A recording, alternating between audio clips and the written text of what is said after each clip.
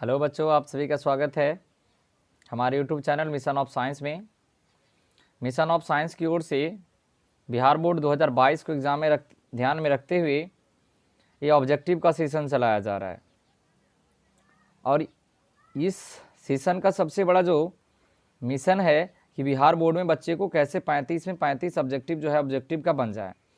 तो इसके लिए हम जो है ये सेशन चला रहे हैं और यह सेशन जो है वो 6 वॉल्यूम में कंप्लीट होगा। तो अगर आप इस सेशन के सभी वॉल्यूम को देख लेते हैं तो आपको बिहार बोर्ड के लिए जो है वो 35 नंबर का जो ऑब्जेक्टिव पूछता है बायोलॉजी के एग्ज़ाम में, उसमें आपको किसी प्रकार के बुक को पढ़ने की आवश्यकता नहीं पड़ेगी। तो चलिए स्टार्ट करते हैं आज का सेशन। आज का सेशन का पहला जो क्वेश्चन है, इससे पहले आपको बता दें कि आप लोगों से भी मैं ये जो क्वेश्चन जितना करवाऊंगा आप लोग भी पहले इसका जवाब दीजिएगा, इसके बाद हम आपको इसका आंसर करवाएंगे। तो पहले आप लोगों से हम पूछेंगे क्वेश्चन और इसके बाद हम उसका आंसर बताएंगे। तो आप लोग देखिएगा कि कितना % आप लोग क्वेश्चन उसको सही कर पाते हैं। ठीक है, चलिए पहला क्वेश्चन है, हिस्टामिन संबंधित है। हिस्टामिन जो है वो किससे संबंधित है? ऑप्शन नंबर ए उदासीन, option number B lymphocyte, option number C antibody, option number D allergy. बताइए इसका आंसर क्या होगा। हम आपको 5 सेकंड का समय देंगे। चलिए इसका करेक्ट आंसर जो होगा वो हिस्टामिन एलर्जी से संबंधित है। हिस्टामिन एलर्जी से संबंधित है। तो इसका जो करेक्ट आंसर होगा वो होगा ऑप्शन नंबर डी एलर्जी। तो एक चीज़ बताइए आप लोग, एलर्जी का सेक्रेशन कौन करता है? एलर्जी हिस्टामिन का सेक्रेशन कौन करता है? एक बात बताइए आप लोग, हिस्टामिन जो है इसका सेक्रेशन कौन करता है? हिस्टामिन का जो सेक्रेशन करता है बच्चों वो करता है आपको वो जो बेसोफिल्स होता है वो करता है आपका। हिस्टामिन का सेक्रेशन किसके द्वारा होता है? बेसोफिल के द्वारा, बेसोफिल के द्वारा। ठीक है, तो हिस्टामिन किससे संबंधित है? यह है एलर्जी से। ठीक है, तो इसका correct answer option number D. अगला क्वेश्चन देखिए, अगला क्वेश्चन ये कह रहा है कि पोलियो को चिकित्सीय भाषा में क्या कहते हैं? पोलियो जो रोग है उसको चिकित्सा की भाषा में क्या कहा जाता है? इसका आंसर दीजिए आप लोग। पोलियो को चिकित्सा की भाषा में क्या कहा जाता है? इसका करेक्ट आंसर होगा शैशव लकवा। क्या कहा जाता है बच्चों? शैशव लकवा। तो इसका जो करेक्ट आंसर होगा ऑप्शन नंबर ए शैशव लकवा। चलिए अगला क्वेश्चन देखिए, निम्न में कौन यौन संचारित रोग है? इसमें से कौन यौन संचारित रोग है? बताइए। एसटीडी, इसमें से कौन एसटीडी है? Sexual transmitted disease. तो इसका करेक्ट आंसर होगा इसके यहाँ होगा गोनेरिया। ऑप्शन ये थोड़ा क्या होगा? गोनेरिया होगा, गोनोरिया, गोनोरिया होगा। क्या होगा? गोनोरिया। तो यौन संचारित रोग क्या है? गोनेरिया। इसके बाद सिफिलिस भी है, हर्पीज भी है, एड्स भी है। जो यौन संबंधों के द्वारा होता है उसको यौन संचारित रोग कहा जाता है। यौन संचारित रोग में क्या क्या है? गोनेरिया है, सिफिलिस है, हर्पीज है, एड्स है। तो इस ऑप्शन के अनुसार जो है इसका जो करेक्ट आंसर होगा ऑप्शन नंबर ए होगा, गोनेरिया। चलिए अगला क्वेश्चन देखिए, टी लिम्फोसाइट उत्पन्न होता है। टी लिम्फोसाइट जो है वो किससे उत्पन्न होता है? टी लिम्फोसाइट, जो टी लिम्फोसाइट होता है वो बोन मैरो से उत्पन्न होता है, बोन मैरो। तो इसका करेक्ट आंसर होगा अस्थि मज्जा, ऑप्शन नंबर डी अस्थि मज्जा होगा। इंग्लिश में बोन मैरो कहा जाता है। टी लिम्फोसाइट जो है वो अस्थि मज्जा से उत्पन्न होता है। चलिए अगला क्वेश्चन देखिए, अबुर्दीय विषाणु का कारक है। अबुर्दीय विषाणु किसका कारक है? इसका जवाब दीजिए आप लोग। अबुर्दीय विषाणु ट्यूमर का जो विषाणु होता है वो किसका कारक है? ट्यूमर का जो वायरस है वो किसका कारक है? तो बता दे, ट्यूमर जो है वो कैंसर में बनता है, तो इसका करेक्ट आंसर होगा कैंसर। जब क्या होता है, कैंसर का जो कारण है वो अबुर्दीय विषाणु है। ठीक है, चलिए अगला क्वेश्चन। एंटीबायोटिक शब्द के प्रणेता कौन है? एंटीबायोटिक शब्द के जो प्रणेता यानी एंटीबायोटिक शब्द देने वाले साइंटिस्ट का नाम क्या है? बताइए इसका आंसर। जो है एंटीबायोटिक जो शब्द दिया है वो साइंटिस्ट का नाम है फ्लेमिंग। नहीं, फ्लेमिंग नहीं होगा, एडवर्ड जेनर होगा। एडवर्ड जेनर, एंटीबायोटिक शब्द का प्रणेता जो है वो एडवर्ड जेनर। इसका करेक्ट आंसर होगा option number B, Edward Jenner. अगला, इन्फ्लुएंजा किसके द्वारा होता है? इन्फो virus, myxo virus, herpes virus, इनमें से कोई नहीं। बताइए इन्फ्लुएंजा किसके द्वारा होता है?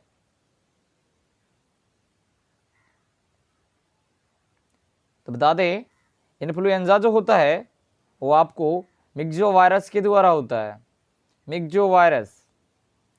इसका correct answer option number B. चलिए अगला क्वेश्चन देखिए। फिल पांव या हाथी पांव रोग का रोगाणु है? हाथी पांव जो रोग है उसके रोगाणु का क्या नाम है? बताइए। फैलेरिया, हाथी पांव को फैलेरिया कहा जाता है। हाथी पांव या फिली पांव या इसका दूसरा नाम फैलेरिया। तो फैलेरिया का कारण क्या है?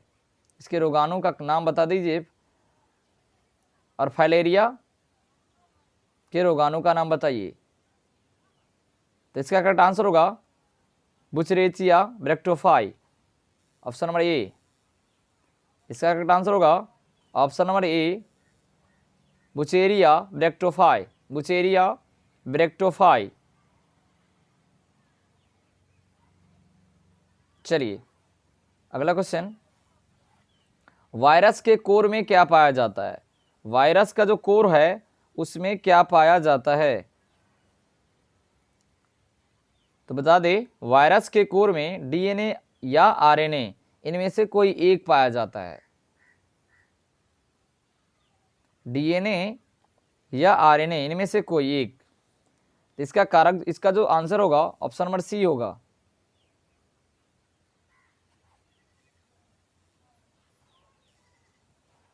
अगला क्वेश्चन देखिए। जीव संख्या के समस्त जीनों का योग कहलाता है। जीव संख्या के समस्त जीनों का योग कहलाता है। बताइए इसका आंसर। जीव संख्या के समस्त जीनों का योग कहलाता है।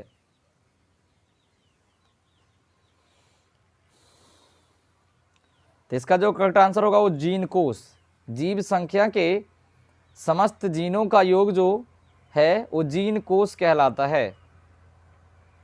क्या कहलाता है? जीन कोष। चलिए अगला क्वेश्चन देखिए। इनमें से किसके द्वारा डेंगू का विस्तार होता है? डेंगू जो है वो किसके द्वारा होता है, फैलता है? वाहक, वाहक पूछ रहा है। तो इसका जो है डेंगू का विस्तार जो है वो डेंगू मच्छर के द्वारा होता है। डेंगू मच्छर के द्वारा होता है। और ये भी पूछा जाएगा कि डेंगू मच्छर कहाँ पनपता है? तो ये जो है स्वच्छ पानी में पनपता है। ठीक है, डेंगू मच्छर। इसका correct answer option number B. अगला देखिए। अनुकूलन के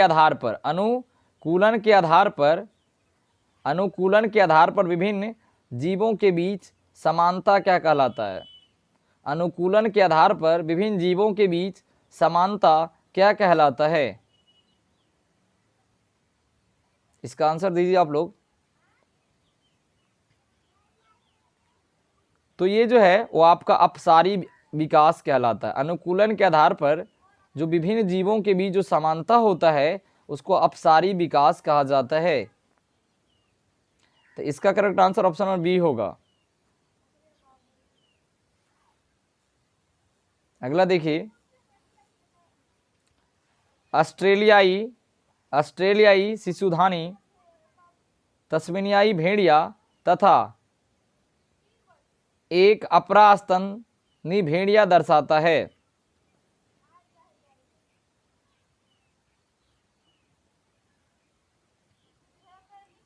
तो ये आपको अभिसारी को दर्शाता, अभिसारी विकास को दर्शाता है। तो इसका correct answer option number C होगा। अगला क्वेश्चन देखिए, रेड डाटा बुक में सम्मिलित होता है। रेड डाटा बुक में क्या सम्मिलित होता है?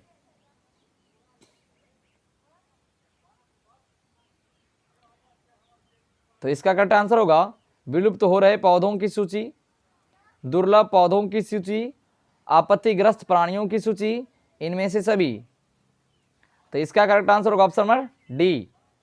रेड डाटा बुक में विलुप्त हो रहे पौधों की सूची है, दुर्लभ पौधों की सूची है और आपत्तिग्रस्त या विलुप्त के कगार पर पहुंच गए जीवों की सूची है। ठीक है, तो इसका जो करेक्ट आंसर होगा ऑप्शन नंबर डी। अगला क्वेश्चन देखिए,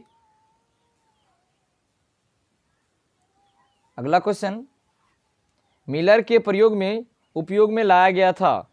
मिलर के उपयोग में लाया गया था वो कौन सा गैस था? मिलर ने अपने प्रयोग में कौन कौन से गैस का प्रयोग किया था, बताइए। इसका आंसर बताइए आप लोग। मिलर के उपयोग में लाया गया था वो गैस कौन था? इसका आंसर बताइए आप लोग। तो मिलर ने अपने प्रयोग में मीथेन, जल, नाइट्रोजन और हाइड्रोजन गैस का उपयोग किया था। मिलर ने अपने प्रयोग के लिए मीथेन गैस, जल, नाइट्रोजन और हाइड्रोजन गैस का प्रयोग किया था। तो इसका जो करेक्ट आंसर होगा ऑप्शन नंबर डी।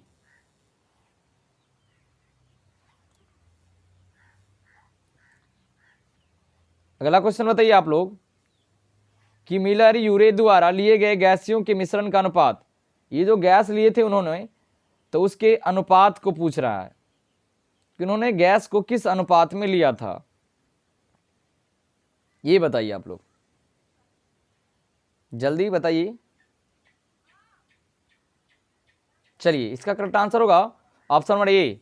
उन्होंने गैसों को जो है 2:1:2 के रेशियो में लिए थे अपने प्रयोग के लिए। चलिए अगला क्वेश्चन देखिए, स्वतः जनन का सिद्धांत जिसमें जीवन की उत्पत्ति क्षयमान पदार्थों से माना गया था, यानी जीवन की उत्पत्ति जो है सड़े गले पदार्थों से हुआ है, को जीवन के संदर्भ में किसने खारिज किया? इसको किसने गलत साबित कर दिया, बताइए। स्वतः जनन का सिद्धांत इसमें यह कहता है कि जो जीवों की उत्पत्ति हुई है वो सड़े गले पदार्थों से हुआ है। इस जो बात है उसको किसने खारिज कर दिया कि ये गलत है? इसको किसने गलत साबित कर दिया? तो लुई पास्चर साहब ने। लुई पास्चर ने इसके लिए उन्होंने 2 प्रयोग किया, 2 फ्लास्क लिए लंबी गर्दन वाली, है ना, एक को खुला छोड़ दिए और एक को क्या कर दिए, बंद कर दिए। तो उसमें देखा जो फ्लास्क खुला था उसमें छोटे छोटे जीव उत्पन्न हो गए थे और जो फ्लास्क बंद था उसमें जीव नहीं उत्पन्न हुए थे। तो उन्होंने बताया और इस प्रकार उन्होंने स्वतः जनन के सिद्धांत को गलत साबित कर दिया। तो लुई पास्चर साहब, इसका करेक्ट आंसर होगा ऑप्शन नंबर सी। स्वतः जनन के सिद्धांत को खारिज करने वाले साइंटिस्ट का नाम लुई पास्चर। अगला क्वेश्चन देखिए, हार्डी वीनबर्ग संतुलन में अधिशात्मक परिवर्तन है। हार्डी वेन वर्ग का जो संतुलन है उसमें अधिशात्मक परिवर्तन क्या कहलाता है? हार्डी वेन वर्ग के संतुलन में अधिशात्मक परिवर्तन क्या कहलाता है, बताइए। इसका करेक्ट आंसर क्या होगा? जल्दी जल्दी से बताइए आप लोग। तो इसका जो करेक्ट आंसर होगा वो होगा जेनेटिक ड्रिफ्ट। हार्डी वेन वर्ग के संतुलन में अधिशात्मक परिवर्तन जेनेटिक ड्रिफ्ट कहलाता है। जेनेटिक ड्रिफ्ट, आनुवांशिक अपवाहन। इसका correct answer option number C. इसका correct answer option number C. Hardy Weinberg संतुलन में अधिशात्मक परिवर्तन जेनेटिक ड्रिफ्ट कहलाता है। अगला क्वेश्चन, निम्न में कौन विकासवाद से युक्त है? निम्न में कौन विकासवाद से युक्त है, बताइए आप लोग। विकासवाद, तो जो इसका जो करेक्ट आंसर होगा इनहेरिटेंस, विभिन्नता। विकासवाद जो है वो इनहेरिटेंस से युक्त होता है, जिसका क्या होता है, यही विभिन्नता क्या होता है, एक जनरेशन से दूसरे जनरेशन में जाता रहता है और नए पीढ़ी का क्या करता है, उत्पत्ति करता है नए जीवों की जाति का। तो जो है विकासवाद से जो युक्त होता है वो विभिन्नता होता है। इसका correct answer option number B होगा। अगला क्वेश्चन बताइए। अगला क्वेश्चन का, आर्क्योप्टेरिक्स एक योजक कड़ी है। आर्क्योप्टेरिक्स जो जीवाश्म है वो किसके बीच का योजक कड़ी है? तो बता दें, आर्क्योप्टेरिक्स जो है जीवाश्म, उसमें स्तनधारी और पक्षी दोनों का गुण पाया गया था। तो ये जो है भूमि और वायु परी के बीच का योजक कड़ी है, भूमि और वायु परी। क्योंकि आर्क्योप्टेरिक्स जीवाश्म में स्तनधारी और पक्षियों के दोनों गुण मिले थे, स्तनधारी के भी और पक्षी के भी, ठीक है। तो भूमि और वायु परी के बीच योजक कड़ी का काम करता है, ठीक है। Correct answer option number C. अगला देखिए, डायनासोर किस युग के दौरान उपस्थित थे? डायनासोर किस युग के दौरान उपस्थित थे, बताइए। तो इसका correct answer option number D, Mesozoic युग। और मेसोजोइक युग क्या है? ये सरीसृपों का युग है। सरीसृपों के युग को मेसोजोइक युग कहा जाता है। सरीसृपों, तो जो है डायनासोर क्या था? सरीसृप। तो ये मेसोजोइक युग के दौरान उपस्थित थे। जब पृथ्वी पर सरीसृपों का राज था तो उस युग को मेसोजोइक कहा गया। तो इसका correct answer option number D, Mesozoic. अगला क्वेश्चन का, अगला क्वेश्चन बताइए आप लोग। अगला क्वेश्चन देखिए क्या है, मेसोजोइक युग है, मेसोजोइक युग है। तो बता दे, सरीसृपों के युग को मेसोजोइक युग कहा जाता है। Option number C, correct answer option number C, सरीसृपों का युग। चलिए अगला क्वेश्चन देखिए, डीएनए में साइटोसिन 18%, तो एडेनिन का प्रतिशत तो क्या होगा? तो बता दे, एक फॉर्मूला होता है, साइटोसिन प्लस एडेनिन बराबर गुआनिन प्लस थायमिन। ये दोनों 50% और ये भी 50%। तो साइटोसिन कितना है? 18%। तो एडेनिन कितना होगा? ये दोनों मिलाकर 50%। तो 50 में से 18 घटा दीजिए, 32%। Correct answer option number D. Cytosine अगर 18%, साइटोसिन और एडेनिन मिलकर के 50% होता है, फिर गुआनिन प्लस थायमिन 50% होता है। तो साइटोसिन 18% है, तो एडेनिन कितना होगा? 50 में से 18 घटा दीजिए, 32 होगा। Correct answer D. चलिए अगला क्वेश्चन देखिए, एक जाति के लिए अनुपात नियम है। एक जाति के लिए अनुपात नियम है।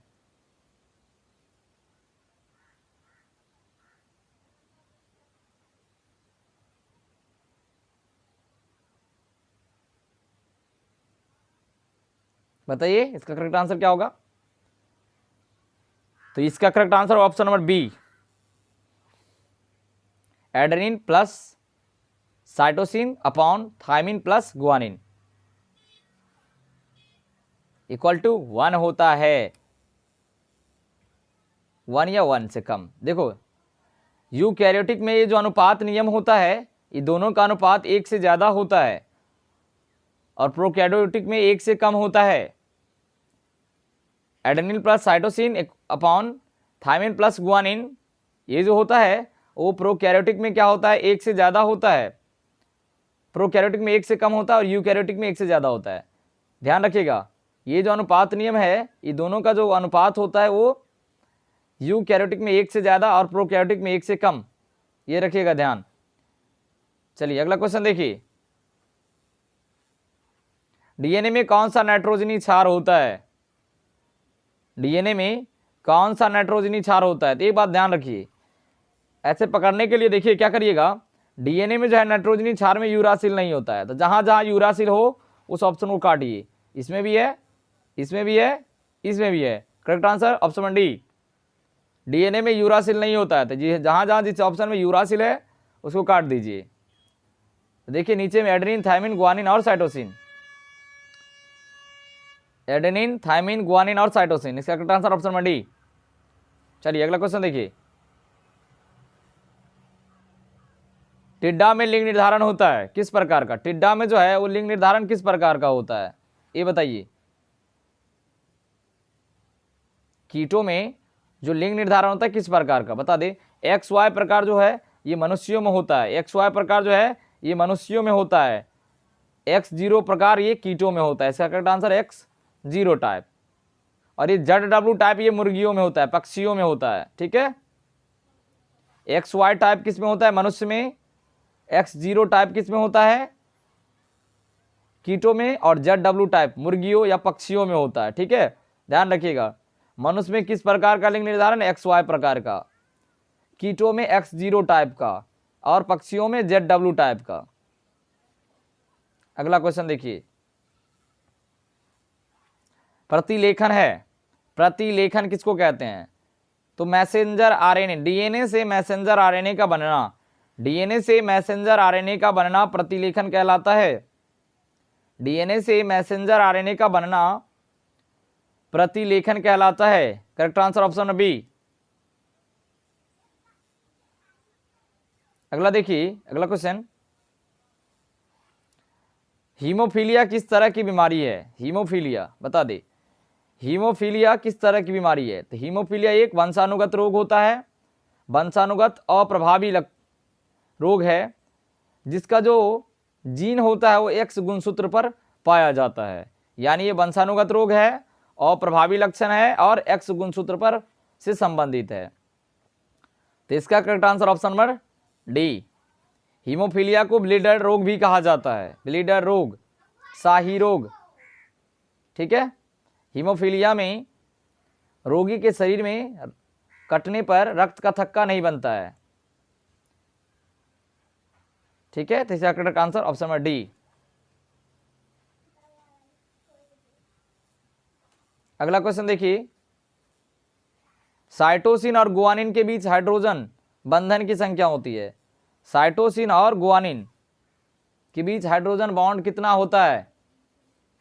साइटोसिन और गुआनिन इसके बीच जो है ट्रिपल बॉन्ड होता है।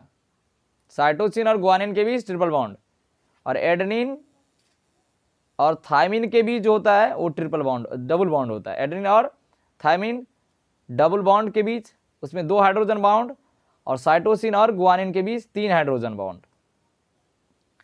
तो इसका करेक्ट आंसर होगा ऑप्शन नंबर बी। साइटोसिन और गुआनिन के बीच हाइड्रोजन बॉन्ड की संख्या 3 होता है, ठीक है। चलिए अगला क्वेश्चन देखिए, निम्नलिखित कौन परिवर्तनशील परंतु खास प्रजाति के लिए स्थिर होता है?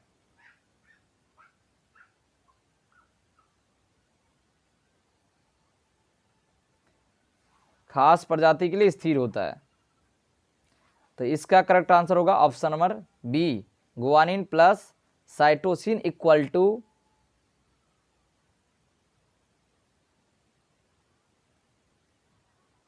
नहीं, इसका करेक्ट आंसर ये यहाँ थायमिन हो चुका है। ये नहीं होगा। चलिए इसका जो आंसर होगा, adenine plus guanine, adenine plus guanine और thymine plus cytosine, C. Adenine plus guanine फिर थायमिन प्लस साइटोसिन, तो इसका करेक्ट आंसर ऑप्शन नंबर सी।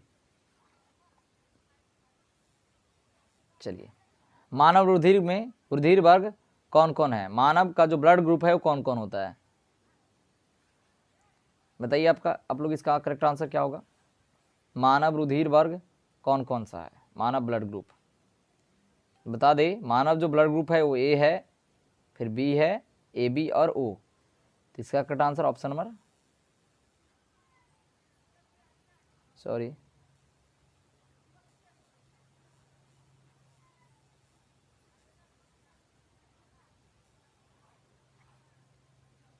तो इसका correct answer option number C, A B और ओ। 4 प्रकार का ब्लड ग्रुप होता है मनुष्य में, वो होता है ए बी और ओ।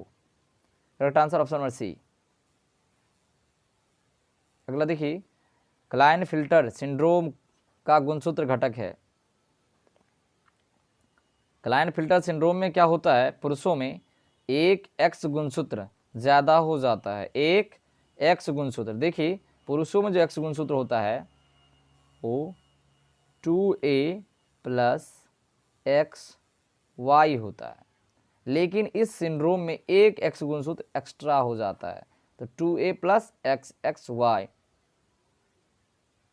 तो correct answer option number B, इसमें एक एक्स गुणसूत्र अतिरिक्त हो जाता है। चलिए अगला क्वेश्चन, लिंग जांच की कौन सी विधि का सबसे अधिक दुरुपयोग किया जा रहा है? लिंग जांच की किस विधि का सबसे अधिक दुरुपयोग किया जा रहा है? वो ये है एमनियोसेंटेसिस। इसके द्वारा लिंग का पता लगा करके जो है,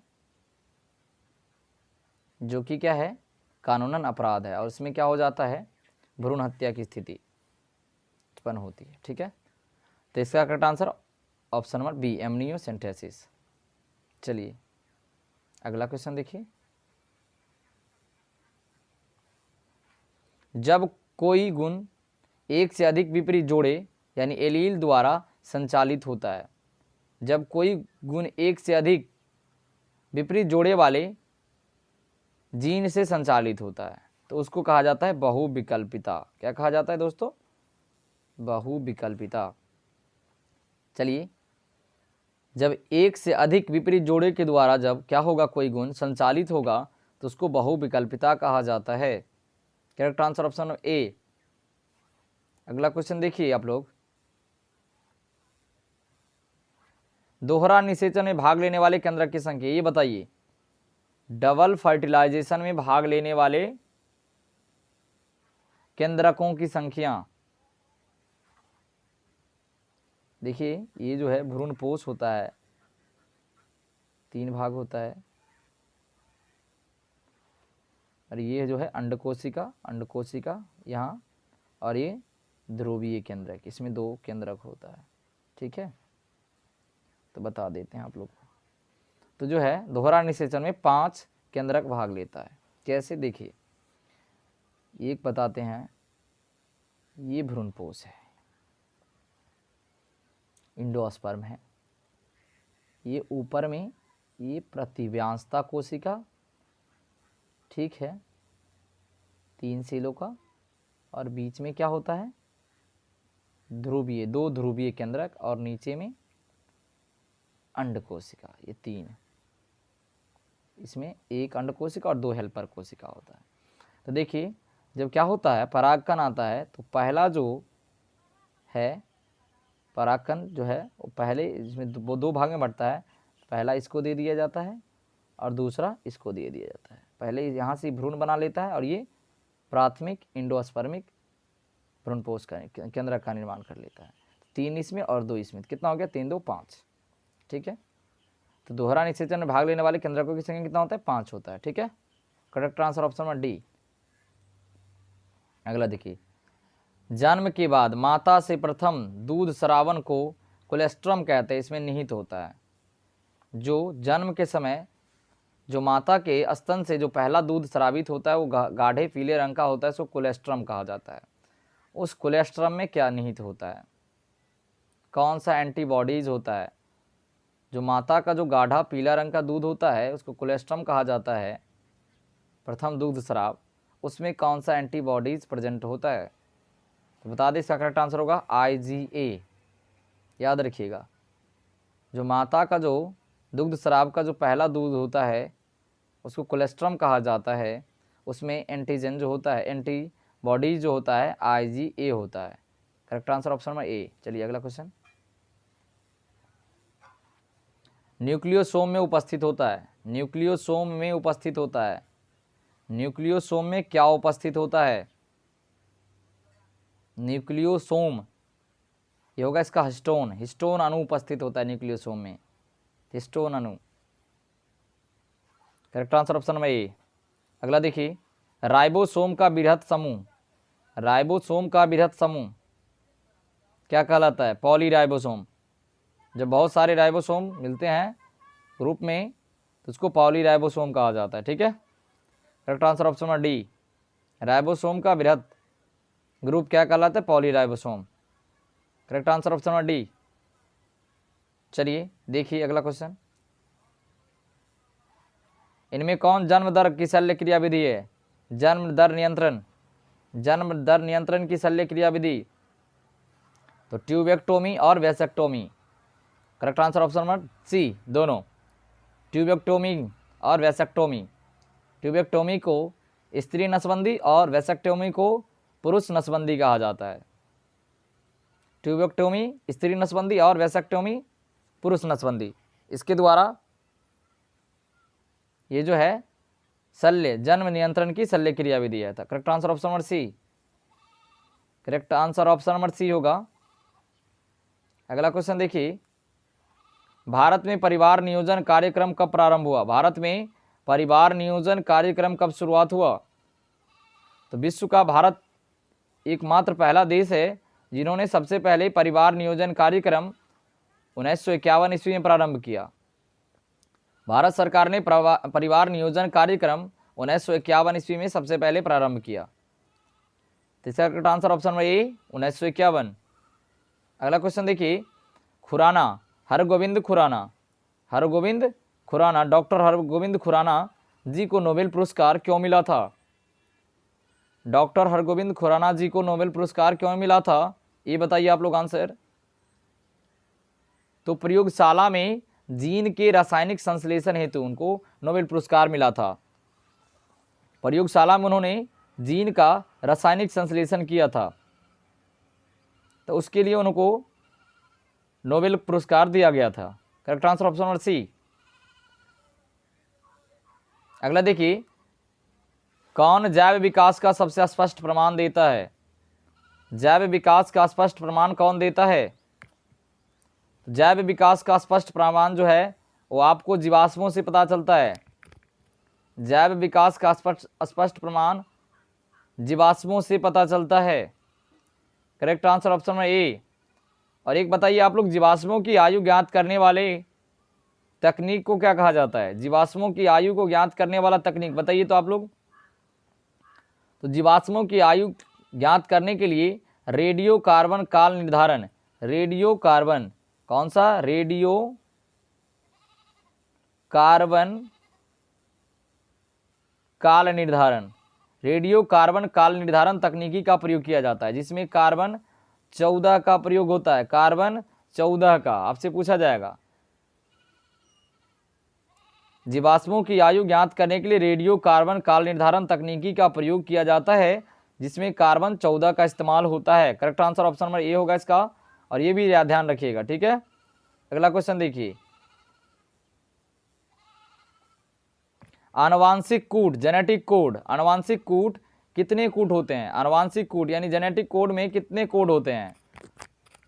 तो जेनेटिक कोड में 64 कोड होते हैं, जिसमें एक स्टार्ट कोडोन और 2 इंड कोडोन होता है। टोटल जो है 64 होता है, जिसमें एक स्टार्ट कोडोन और 2 इंड कोडोन होता है। अगला क्वेश्चन देखिए, निम्नलिखित में कौन शुद्ध हाइब्रिड है? निम्नलिखित में कौन शुद्ध हाइब्रिड है? बताइए कौन शुद्ध हाइब्रिड है?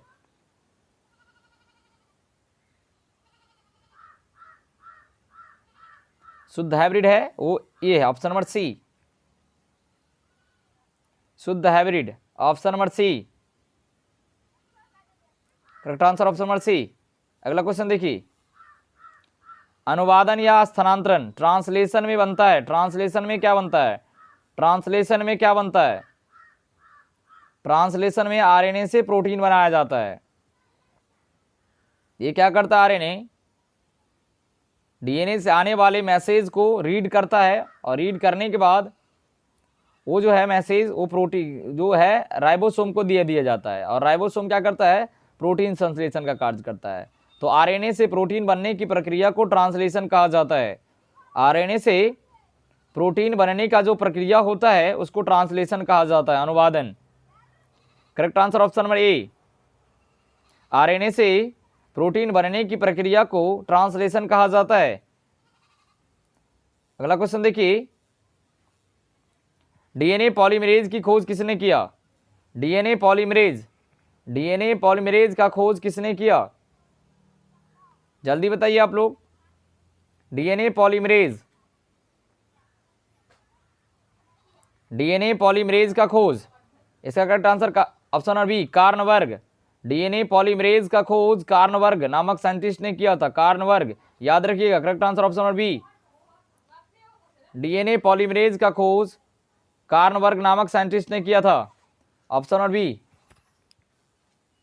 अगला क्वेश्चन देखिए, जनसंख्या नियंत्रण के लिए हार्मोनल गर्भनिरोधक गोलियां प्रयुक्त होता है। जनसंख्या नियंत्रण के लिए हार्मोनल गर्भनिरोधक गोलियां प्रयुक्त होता है। कौन कौन से गर्भनिरोधक गोलियां हैं? तो बता दें आपको, माला डी ये भी गर्भनिरोधक गोलियां है, माला एन ये भी गर्भनिरोधक गोलियां है, सहेली ये भी गर्भनिरोधक गोलियां है। तो इसका जो करेक्ट आंसर होगा ऑप्शन नंबर डी, इसका correct answer option number D, इसका जो करेक्ट आंसर होगा ऑप्शन नंबर डी होगा। चलिए इसका correct answer option number D. अगला क्वेश्चन देखिए, भ्रूण के विकास की प्रक्रिया, फ्यूटस के विकास की प्रक्रिया क्या कहलाता है? बताइए, भ्रूण के विकास की प्रक्रिया क्या कहलाता है? Embryogenesis, embryogenesis, embryogenesis, correct answer option number C. अगला क्वेश्चन देखिए, इनमें कौन अंडज यानी कौन अंडा देता है? कौन अंडज है? तो बता दें आपको, गाय वो बच्चे देती है, कंगारू अविकसित ये है ओवी पैरस, ये अंड सजीव प्रजक है, और एकिडना पक्षी है जो अंडे देती है, एकिडना। तो इसका करेक्ट आंसर होगा ऑप्शन नंबर ए, एकिडना, अंड प्रजक है। अंडे देने वाले को अंड प्रजक कहा जाता है और बच्चे देने वाले को सजीव प्रजक। तो इसका करेक्ट आंसर ऑप्शन नंबर ए।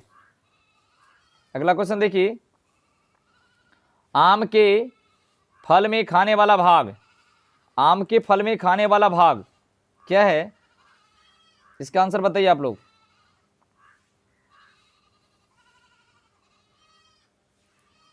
तो जो है आम का जो खाने वाला भाग है वो मध्य फल भित्ति होता है। आम का खाने वाला जो भाग होता है वो मध्य फल भित्ति। इसका correct answer option number B.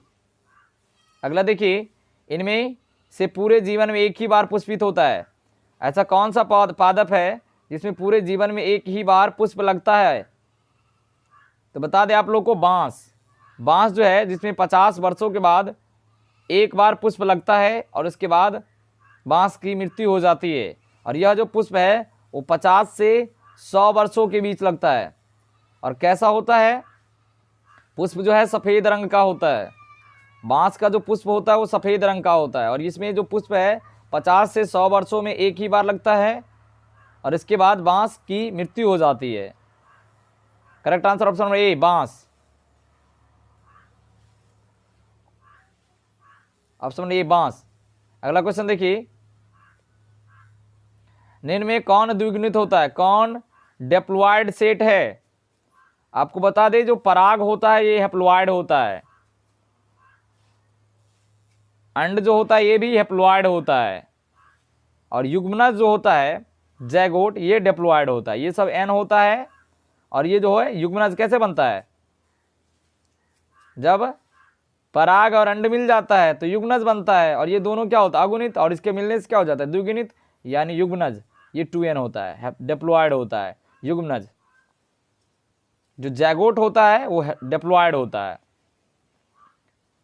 Correct answer option number D. अगला क्वेश्चन देखिए, निम्न में कौन सत्य फल है, कौन फ्रूट जो है वो ट्रू फ्रूट है? तो बता दे जिस फल का निर्माण अंडाशय से होता है उसको ट्रू फ्रूट कहा जाता है। तो बताइए अंडाशय से, तो सेब तो आपको अंडाशय से बनता नहीं, नाशपाती नहीं बनता है, ना काजू बनता है, या आपको नारियल। इसका करेक्ट आंसर होगा कोकोनट। कोकोनट जो है वो ट्रू फ्रूट है ये, और बाकी सब ये फॉल्स फ्रूट है। जिसका निर्माण अंडाशय के अलावा किसी अन्य भागों से होता है उसको फॉल्स फ्रूट कहा जाता है, और जिसका निर्माण केवल अंडाशय से होता है उसको ट्रू फ्रूट कहा जाता है। ठीक है, correct answer option number D. अगला देखिए, जेम्यूल्स बनते हैं, जेम्यूल्स किसमें बनते हैं? बताइए जेम्यूल्स किसमें बनते हैं? तो जेम्यूल्स जो है स्पंजों में बनता है, जेम्यूल्स जो है वो स्पंजों में बनता है, स्पंज में। Correct answer option number B, gemmules जो है वो स्पंज में बनता है। Correct answer option number B. अगला देखिए, निम्न में द्विखंडन किसमें पाया जाता है? बाइनरी फिजन किसमें होता है? बता दे जो है अमीबा में क्या होता है द्विखंडन होता है। द्विखंडन के अलावा बहुखंडन भी होता है अमीबा में। जलकुंभी में तो होता नहीं है, कमल में नहीं होता है, सर्प में नहीं होता है। Correct answer option number C, amoeba. अगला क्वेश्चन देखिए, जन्म से लेकर के प्राकृतिक मृत्यु के बीच की अवस्था को क्या कहते हैं? जीवों के जो जन्म से लेकर के उसके नेचुरल डेथ तक की जो अवधि होती है उसको उस जीव का जीवन काल कहा जाता है। जीवन काल, लाइफ टाइम। जीवों के जन्म से लेकर के उसके प्राकृतिक मृत्यु तक की जो अवधि होता है उसको लाइफ टाइम कहा जाता है, जन्म काल। हमें कमेंट बॉक्स में बताइए आप लोग कि जन्म काल जो है वो किस पर डिपेंड करता है। आप लोग हमें कमेंट बॉक्स में बताइएगा, कमेंट बॉक्स में, कि जीवों का जो है जन्म काल वो किस पर डिपेंड करता है। अगला क्वेश्चन, निम्नलिखित में किसमें ओस्ट्रस साइकिल नहीं होता है? किसमें ओस्ट्रस साइकिल नहीं होता है, यानी मध्य चक्र किसमें नहीं होता है? तो बता दे गाय में ओस्ट्रस साइकिल होता है, भेड़ा में ओस्ट्रस साइकिल होता है, कुत्ता में ओस्ट्रस साइकिल होता है, जबकि बंदर जो है उसमें ओस्ट्रस साइकिल नहीं होता है। ये जब गाय, भेड़ और कुत्ता जो है ये आपको सीजनेबल एनिमल है, मौसमी जंतुओं में ओस्ट्रस साइकिल होता है।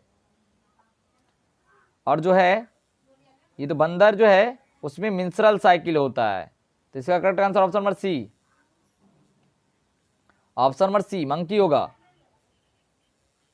ऑप्शन नंबर सी, इसमें ओस्ट्रस साइकिल नहीं होता, इसमें मिंस्ट्रुअल साइकिल होता है। अगला, निम्न में किसमें 12 वर्ष में सिर्फ एक बार पुष्प खिलते हैं? किस पादप में 12 वर्ष में सिर्फ एक बार पुष्प खिलता है? बताइए। इसका correct answer option number C, Neelakurinji. Neelakurinji जो पादप है उसमें 12 वर्ष में केवल एक बार पुष्प आता है, 12 वर्ष में पुष्प खिलता है, 12 वर्षों में। Correct answer option number C. अगला क्वेश्चन देखिए, इनमें कौन ठहरे हुए पानी में उगकर ऑक्सीजन को खींच लेता है? कौन जो है ठहरे हुए पानी में उग करके ऑक्सीजन को खींच लेता है? तो है वो जलकुंभी है, जलकुंभी। ये ठहरे हुए पानी में ऑक्सीजन को क्या कर लेता है? खींच लेता है। अगला क्वेश्चन, मानव मादा में अंड का निषेचन कहाँ होता है? मानव मादा में अंडे का निषेचन कहाँ होता है? तो आपको बता दें जो फर्टिलाइजेशन की प्रक्रिया जो कंप्लीट होता है वो फाइलोपियन ट्यूब में होता है, फाइलोपियन ट्यूब में। Correct answer option number D, अंडे का जो निषेचन होता है फाइलोपियन ट्यूब के अंदर होता है। अगला क्वेश्चन देखिए, वह प्रक्रिया जिसके द्वारा नर युग्मक यानी मेल गैमीट एवं मादा युग्मक बनते हैं? तो गैमीट बनने की प्रक्रिया को गैमीटोजेनेसिस कहा जाता है, युग्मक जनन। गैमीट बनने की प्रक्रिया को गैमीटोजेनेसिस, युग्मक जनन, युग्मक बनने की प्रक्रिया को युग्मक जनन कहा जाता है। इसका correct answer option number C. अगला देखिए, निम्न में कौन सही प्रक्रम है, इसको पहचानिए आप लोग, कौन सा जो सीक्वेंस है वो करेक्ट है। तो देखिए, युग्मक जनन, ठीक है, युग्मक जनन के बाद उसका संलयन होता है और इसके बाद युग्मनजा होता है और इसके बाद भ्रूण जनन होता है। तो ये तो होगा नहीं, इसका करेक्ट आंसर ये होगा। फिर युग्मक जनन, ये तो होगा, युग्मन होगा नहीं, पहले तो बनेगा इसके बाद युग्मन होगा, तो ये भी नहीं होगा। अगला देखिए, युग्मक जनन करेक्ट, इसके बाद उसका जो निषेचन होगा यानी समयुग्मनज, इसके बाद युग्मनज और भ्रूण जनन। इसका correct answer option number C. इसका correct answer option number C. Correct answer option number C, युग्मक जनन, युग्मक जनन के बाद समयुग्मन, इसके बाद युग्मज और इसके बाद भ्रूण जनन। चलिए, correct answer option number C. अगला देखिए, प्राणियों में यौवनावस्था के बाद क्या आता है, प्यूबर्टी स्टेज के बाद क्या आता है, रिप्रोडक्टिव स्टेज आता है। इसके बाद रिप्रोडक्टिव स्टेज, प्रजनन अवस्था, प्यूबर्टी स्टेज के बाद रिप्रोडक्टिव स्टेज आता है। Correct answer option number B. चलिए, अगला क्वेश्चन बताइए, 3 परत वाली संरचना जिसके अंदर नई गुहा बनी होती है क्या कहलाता है, बताइए। इसका करेक्ट आंसर क्या होगा, गैस्ट्रुला रानी कहलाता है, gastrulation. Correct answer option number B. चलिए, अगला क्वेश्चन देखिए, घरेलू मक्खी में गुणसूत्र की संख्या क्या होता है, घरेलू मक्खी में गुणसूत्र की संख्या कितना होता है। तो घरेलू मक्खी जो होता है उसमें गुणसूत्र की संख्या 12 होता है, घरेलू मक्खी में गुणसूत्र की संख्या 12, ऑप्शन नंबर बी। अगला क्वेश्चन देखिए, तोता का सबसे अधिक उम्र क्या होता है, जो पैरोट होता है उसका सबसे अधिक उम्र क्या होता है, वो होता है 140 वर्ष। तोता का सबसे अधिक उम्र जो होता है वो होता है 140 वर्ष। Correct answer option number D. अगला क्वेश्चन देखिए, अंतःगर्भाशय तकनीकी की औसत असफलता का दर है, जो आईवीएफ जो है, सॉरी,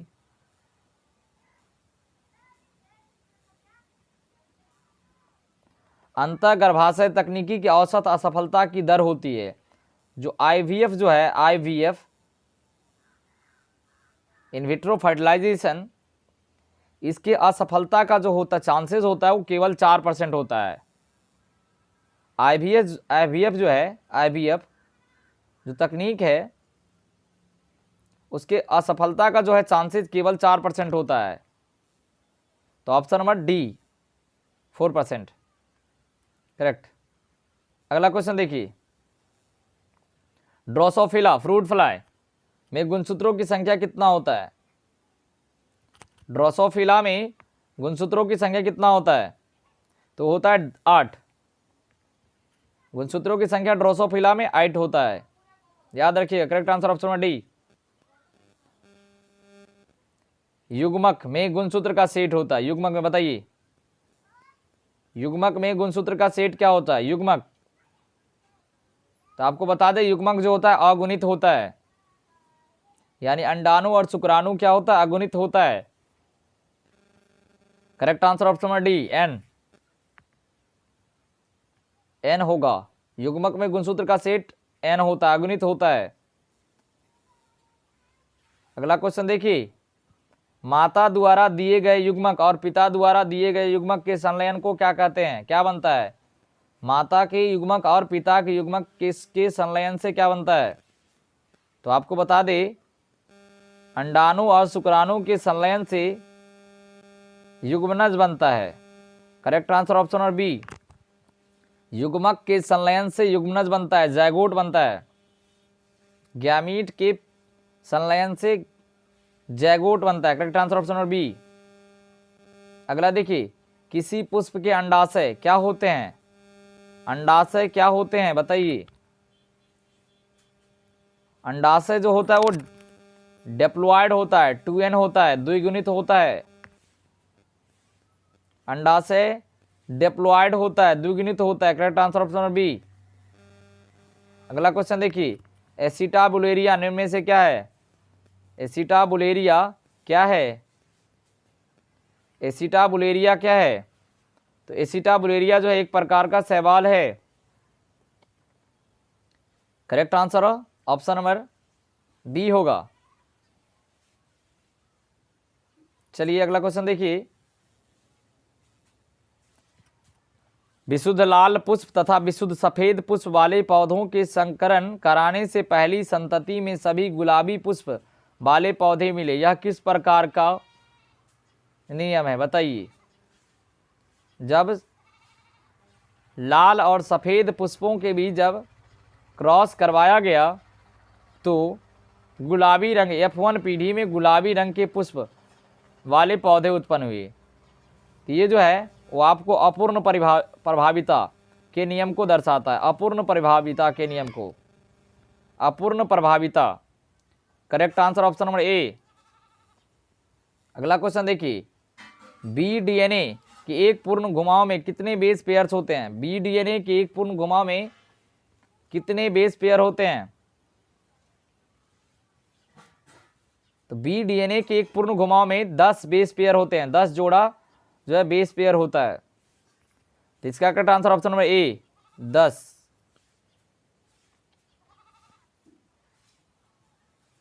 ये जो है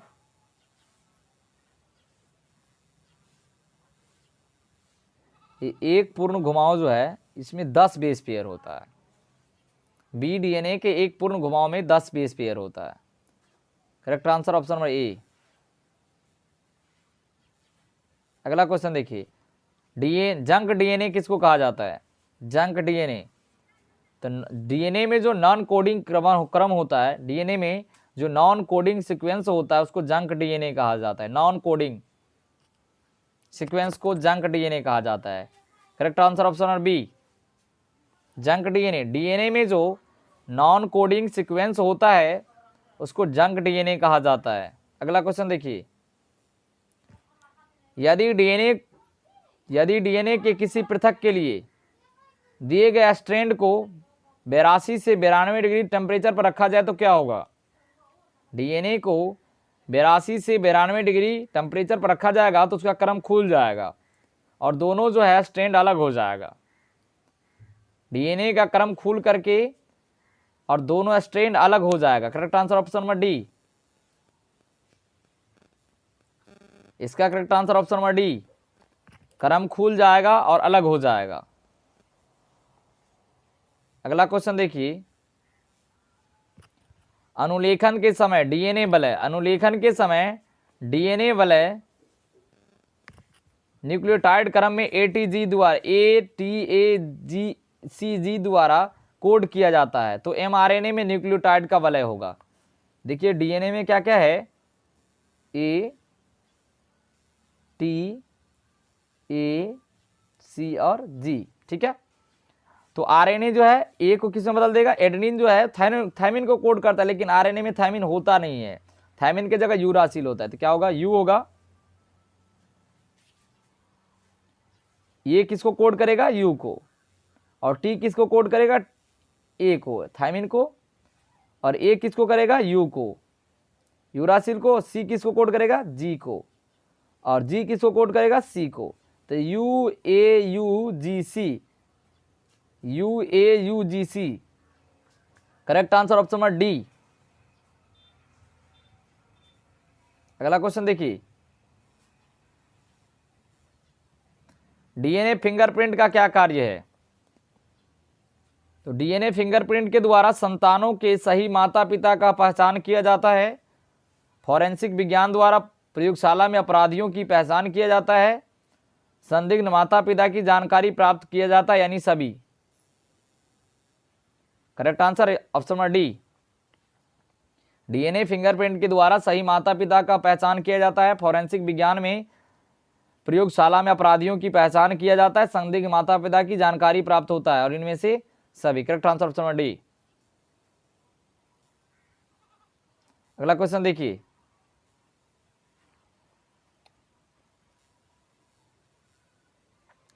ओ रक्त समूह पिता तथा ओ रक्त समूह वाले बच्चों का जीनोटाइप क्या होगा?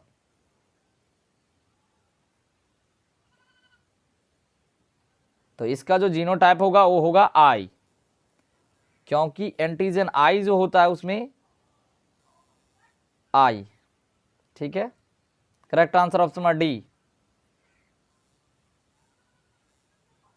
चलिए, आज का सेशन हमारा यहीं पे कंप्लीट होता है। धन्यवाद।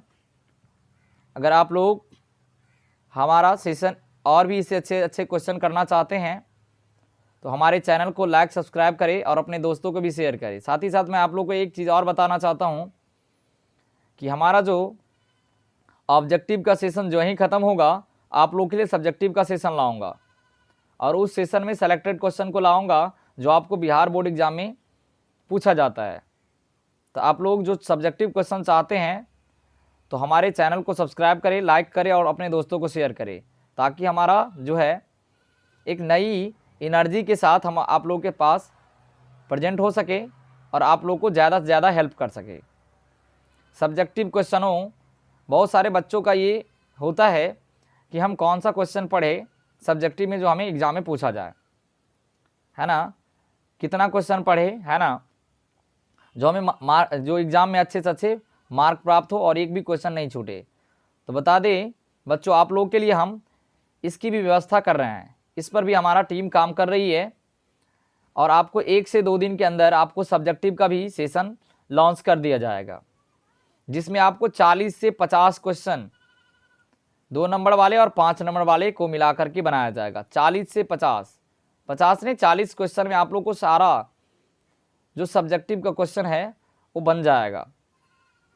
40 क्वेश्चन आप लोग को करवा देंगे। तो आप लोग चाहते हैं कि 40 क्वेश्चन प्राप्त हो तो हमारे चैनल को सब्सक्राइब करें, ताकि हम कोई भी वीडियो डालें तो आपके पास उसका नोटिफिकेशन आसानी से पहुंच सके और आपको ज़्यादा से ज़्यादा फ़ायदा हो सके। मेरा सबसे बड़ी सपना है कि बच्चे को अधिक से अधिक मार्क, अधिक से अधिक क्वेश्चन बनाए और अधिक से अधिक मार्क्स प्राप्त करें। ठीक है, तो चलिए, अगर आप लोग को ये सेशन अच्छा लगा तो हमारे सेशन को लाइक, सब्सक्राइब और शेयर करें। धन्यवाद।